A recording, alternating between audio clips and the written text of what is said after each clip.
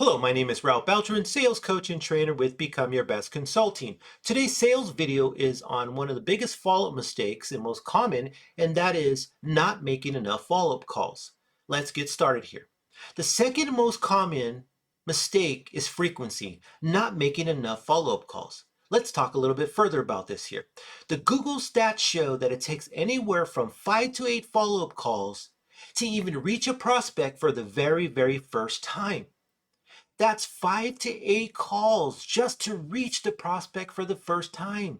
We're not talking products, we're not talking services, we're just talking reaching them for the very first time. That's 5 to 8 calls. Let's talk another number here, another stat here. They say it's 80%. 80% of sales are made on the 8th to 12th contact. So making multiple attempts is a must when you're following up and trying to close business. 2 to 3 calls will not cut it.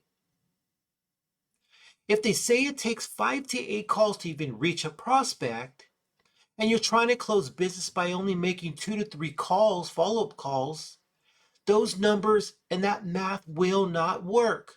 Look at the numbers. 5 to 8 calls, so if you get lucky on the 8th call, you're going to reach the prospect. Just the first time, introduce yourself. No appointment yet.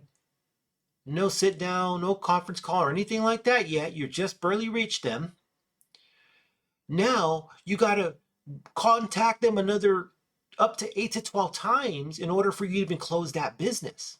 So this is a meeting, an appointment, a Zoom call, going over the agreement, sending it over, following up on that, answering any questions or concerns. So 2 to 3 calls in sales industry will not cut it. You must get good on the telephone.